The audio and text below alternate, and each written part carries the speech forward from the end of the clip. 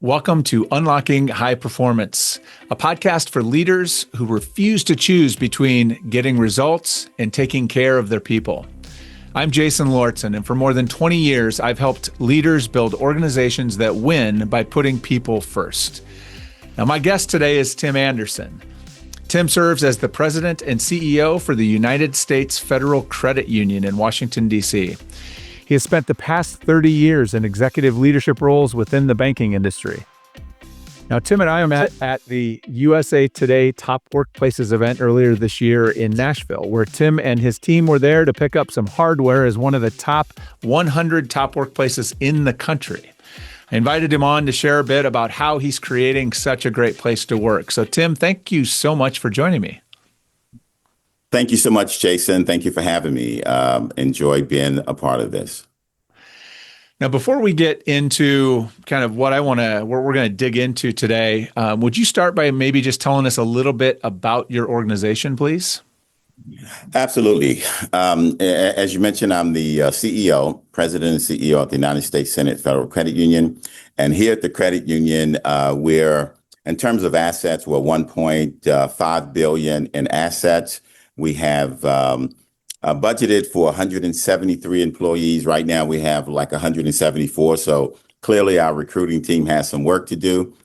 The credit union has been around for 90 years. We serve the Senate community. We serve the senators. We serve their staff. We serve the Supreme Court. We serve the GAO, just the entire Senate community. But we also serve anyone that want to be a member across the country can be a member here at the United States Senate Federal Credit Union. Right now, we have just under 60,000 members. We enjoy meeting the needs of our members. And again, as I mentioned, been around for 90 years. And the way the credit union started, it was just 9 United States Senate employees, including one senator, pooled together $5 apiece to start the United States Senate Federal Credit Union back in 1935. The legacy stories are always really cool as a part of culture. So, in 90 years, that's some good staying power for sure. So, I am interested to dig into today something that you said when we were talking about you coming on the podcast and telling part of your story. And one of the things you said is that you have a culture where you look at the whole person and invite people to be their authentic selves at work, which that's like speaking my love language because I feel very strongly about that kind of work. But I really want to dig into like how you do that. And so before we get into the how, I want to start by asking you to just share kind of what you mean when you say look at the whole person. Like, what does that look like? Yeah. And again, thank you for that question, because, again, that's important to us here at the United States Senate Federal Credit Union. Building a culture, we look at it as a people-centric culture, Jason, where we understand that we can't separate the personal lives from the professional lives. So we believe, as you just mentioned, we believe that we have to look after the whole person. We invite our employees to be a part of this culture. And what we do, we create programs that deal with their entire lives. What I recognize and I think is important for any leader is that it's hard to say, check your personal life at the door. I grew up in banking, and I can remember that was the culture.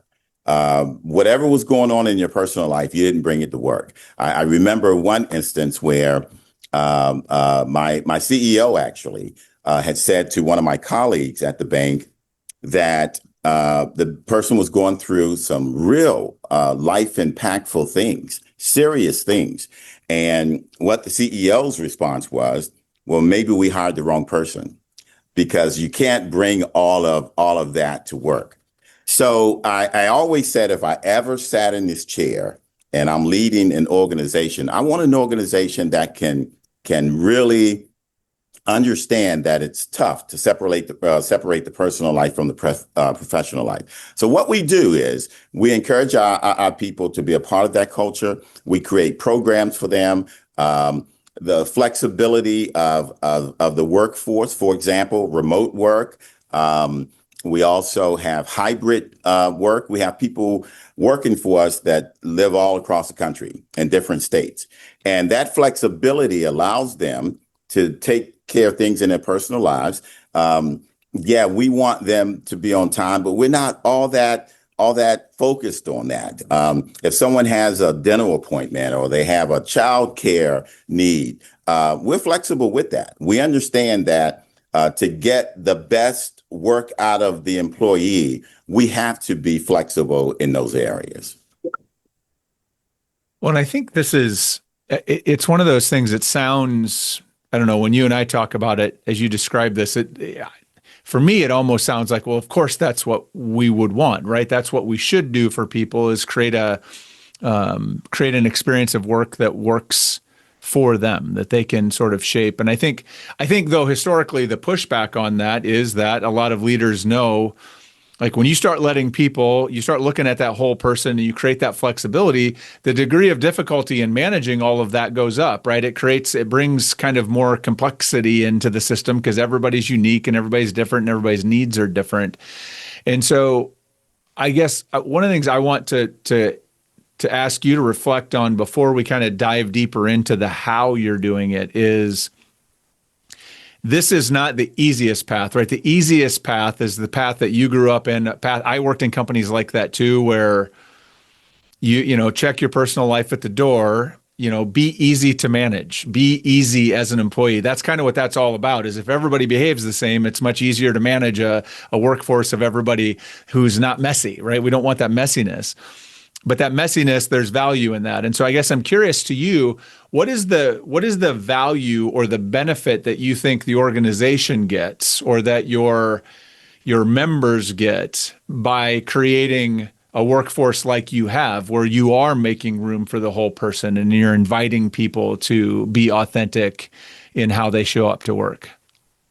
Yeah, and that's a good question because at the end of the day, we still have a business to run. So where the benefit comes from that and the value is if we take care, and we have that saying here at the organization, if we take care of our employees, then they take care of our members.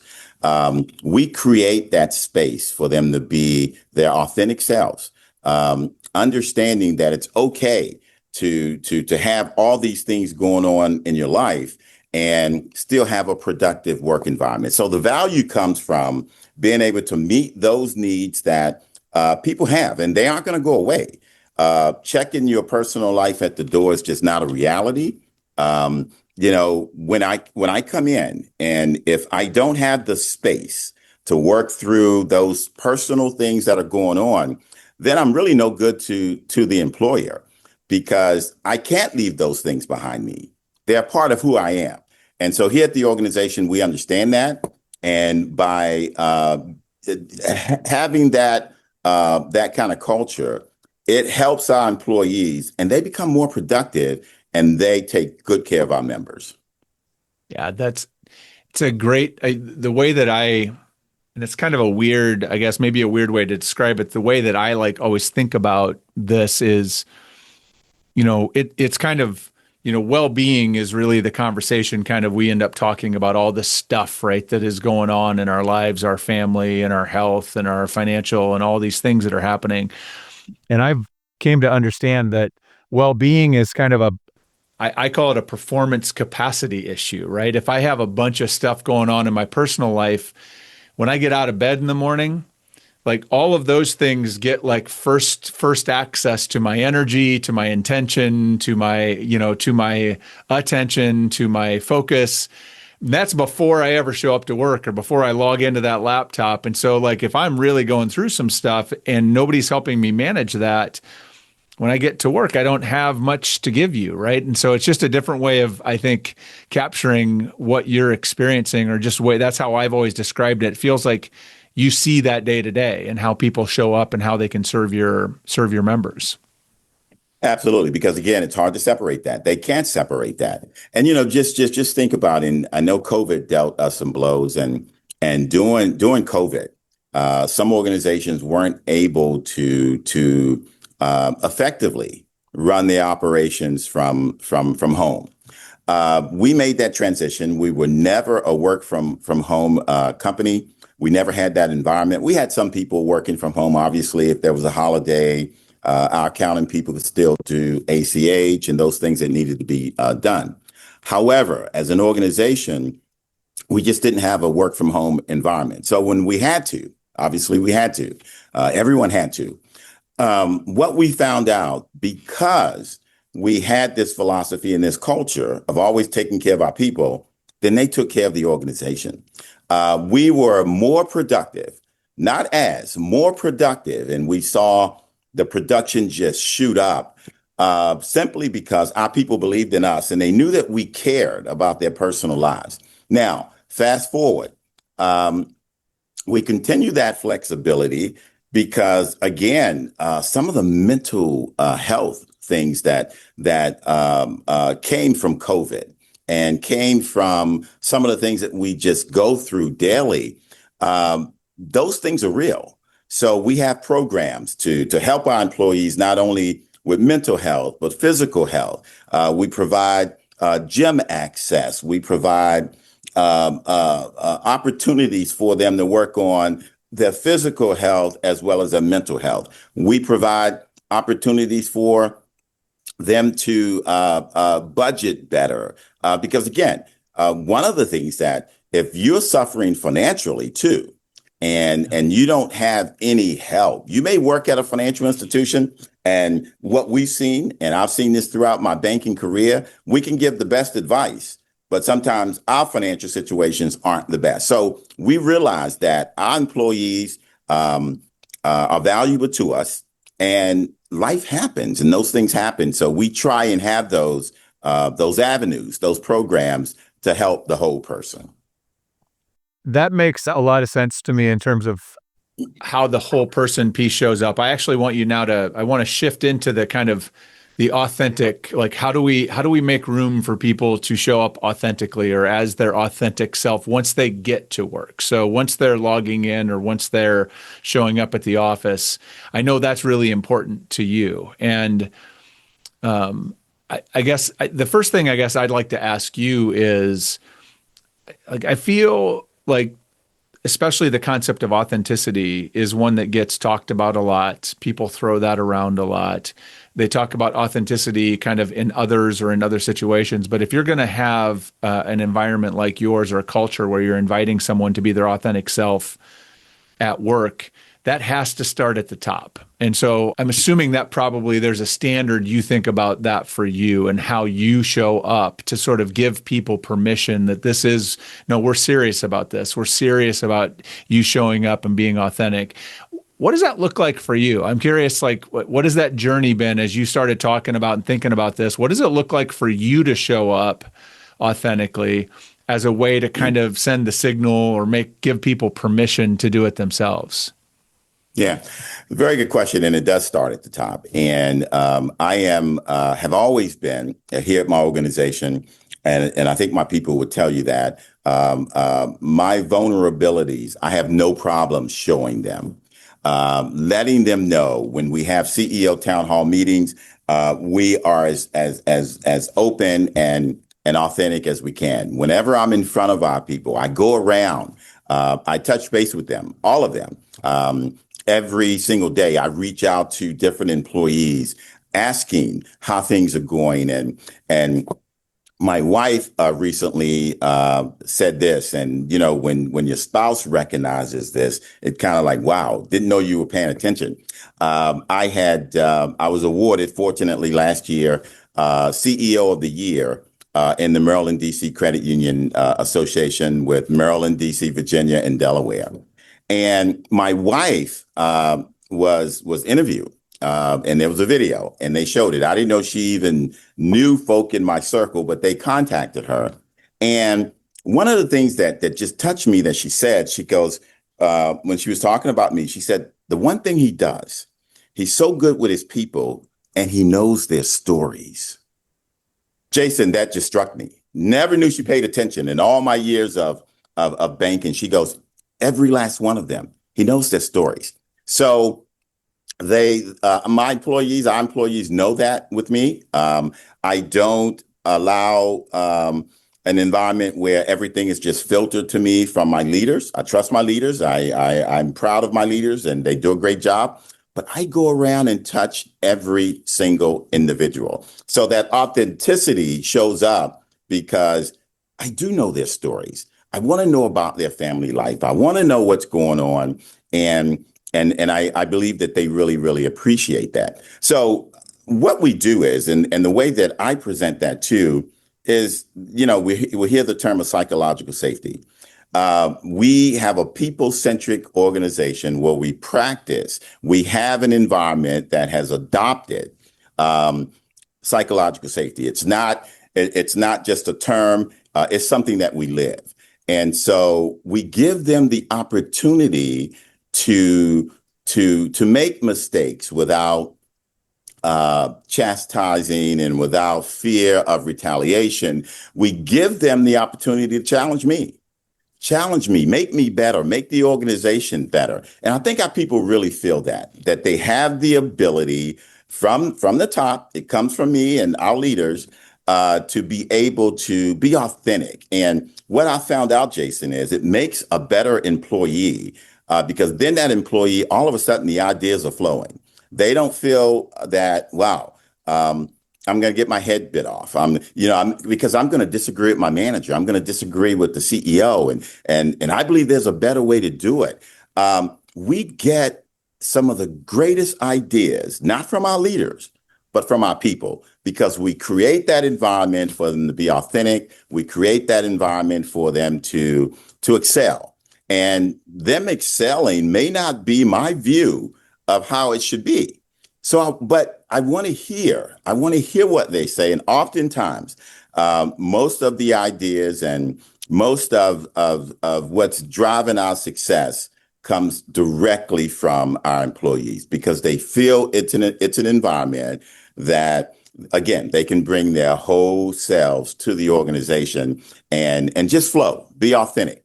I've often said that I believe that leadership is easy, and I practice this, and it's a part of who I am. I think you hire people, you empower them, you give them responsibility, but then you give them the authority to carry out the responsibility, and then you let them go. And so that's a big thing for me around here. And just bring the ideas. We want them from everyone, and it works for us. I am curious to learn more about the journey of kind of operationalizing psychological safety, right? Because I'm sure that I have zero doubt that when, probably from the beginning, when you are in the room, you are setting this standard and expectation. They can feel it. You can reinforce it. But there's most of the day, they are operating without you in the room. They're operating with their coworkers and peers and others in the room. And in order for psychological safety to feel kind of really, real across the organization, for it to feel safe for me to be authentic, to speak up, to make those mistakes, it has to kind of live everywhere, right? It has to get in your DNA. So I'm curious what has the journey been like, I guess, to create, sort of build that into your culture so it doesn't just happen in the rooms that you're in, but it happens in every room. Like, I'm assuming there's some training and there's some organizational expectations or things that you had to do. I'm just curious what that looked like for you to arrive where you are today. Yeah. And with that, we measure everything. So with psychological safety and how we create that environment, we believe that it does require training. We believe that it does require follow-up, not just a buzz term, right? Psychological safety. And if I came into an organization and they said, gee, we have an organization that's people-centric and we want psychological safety, I would be, what does that mean? I want to see it in practice. So we have put that in practice. And right now, it's up under, and we do a weekly monthly training, and we hold sessions where people can express, for example, and they feel open to do this. Where maybe if there's a department that they didn't feel that some things were as we're saying from the top, then we have sessions to talk about them, and those sessions are everybody can be forthcoming and completely honest. So it takes some work to get there. And right now we have that assigned up under our DEI. We didn't do away with DEI. We believe that we do DEI right. It doesn't have anything to do with race and all those things. But our DEI officer brings together all of us where we can feel safe in those environments. Because with diversity here, it's diversity of thought, diversity of ideas, diversity of our differences. And our people feel very comfortable. And it's been a journey, but they know that we focus on that. We bring them together.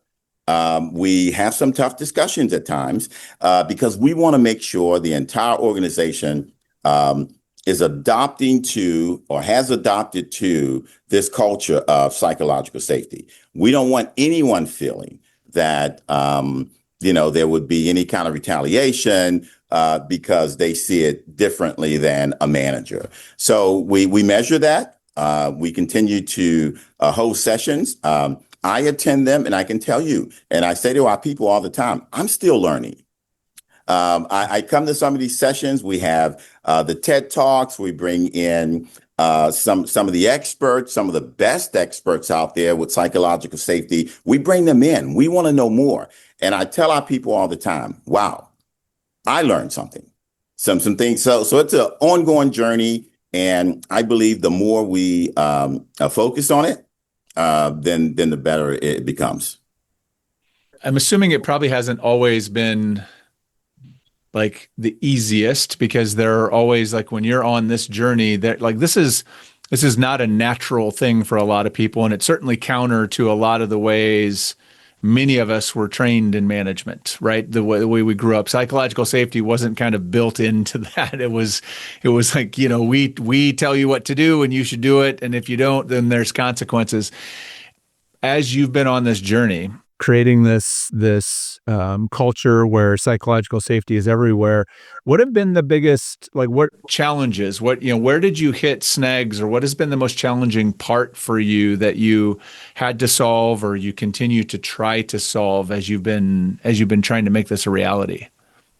Yeah, and we hire from different banks, credit unions, industries, and sometimes I think if there's a challenge, it's someone who wasn't used to that culture. So that is always teachable moments, right? And especially when we bring leaders in who weren't used to that kind of culture.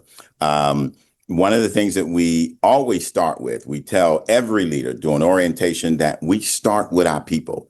Everything at this organization starts with our people. And again, taking care of our people, then they take care of our stakeholders, our members. Our members are our stakeholders. And so those challenges, we don't have many of them because we believe people understand, they research us. It's interesting, Jason. One of the things that's just always interesting to me is when I do my portion of orientation, I sit with every last one of our new hires, whether it's at a MSR, a teller, whether it's a CFO, whether it's a chief risk officer, it doesn't matter, every employee. And what I often get is, wow, I've never had an opportunity to meet the CEO during orientation. So it comes with trust. I think it starts there. When your people trust you, I think some of those challenges can be dealt with. I think everyone that's come through this organization, we let them know what our culture is, what our philosophy is, and we work with them if in fact that wasn't what they were used to.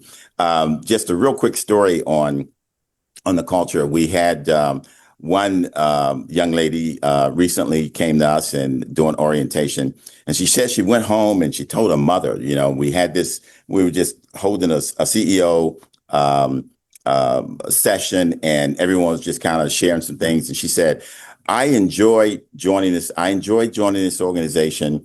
I used to read online that this was a great culture. And I'm like, yeah, let's see. And she said, I went home and I told my mother, it's either a cult or Stockholm syndrome. She said, and she said, and the CEO wears Jordans. She goes, I cannot believe this culture. And she shared that with the entire organization, and it was kind of funny. Then I had another gentleman. He came from a much larger credit union here, and he said, I gave it 3 months, and I'm like, eventually the real organization is going to show up. He goes, then all of a sudden 6 months, then all of a sudden 9 months, and then a year. And I'm like, wow, this is truly who they are. So we get that, but the challenges are not as many as we, you would think, because our people research us and they want to be a part of this. So Sure. we just gather everybody and we head in the same direction. One of the benefits of having a clear culture is the right people select in, and oftentimes the wrong people select out. Like it helps you build the team you need. So, well, Tim, this has been awesome. I love hearing this story, and congratulations on the CEO recognition. Congratulations on the top workplaces recognition. Certainly seems obvious to me why those things are happening, and your people are really lucky to have you. And I'm grateful that you were willing to share a little time to talk about kind of how you're creating the organization that you have. Jason, I really appreciate that. And again, thank you. Thank you for having me. And it's just, as I say to my team, and especially at some point, I'm going to retire. No one wants me to retire. But, I tell them it's not about one leader, because if we create the right culture, then all those things remain. And it starts with trust. I tell our C-suite folk that all the time. It starts with trust. If they trust us, if our employees trust us, the things that we're saying, and then we have to live it. Can't just say it. And I think, again, our people have seen that, and we get to know their stories. I do know their stories, and I want to be a part of helping them to develop. But to do that, helping them to develop professionally, to do that, you have to understand that they have lives outside of work. And there's a quote that I I keep it every CEO town hall meeting, and I'm paraphrasing now. The quote goes something to the effect of, as a leader, it's a privilege to lead people. And I remind our leaders that all the time, because the decisions that we make and the things that we do here at work oftentimes will show up and can change the entire trajectory of their lives. That's an immense responsibility. And I remind our leaders that all the time. It's a privilege to lead them, but we have to be careful in how we take care of them. And so it's just a wonderful opportunity to be here at this organization, and what we've created. We're not finished because there's still more work to do, but it's just a pleasure to serve here with our people. Well, it sounds awesome. I'm glad that you are doing it. I'm glad that you were willing to share some of your work, because I think there are people that, when they hear, I mean, much like the employees that you have that join, when they hear about organizations like yours, they're like, that can't be real. Right? Because their experience tells them that that's not something that happens or can happen. And so by you sort of proving that it can, that gives other people permission and belief to go try to do it themselves. And so your example and you're willing to share it is incredibly important. And I'm really appreciative for that. So thank you for making the time to do that with us. And thank you for listening. If you can't find some inspiration from for my new friend Tim here, I don't know that I can help you. There's a lot of good stuff there today. So take some piece of it, carry it back into your organization, and make that workplace better for your people, because when you do, the people will thrive and the organization will thrive. Till next time. Thank you so much.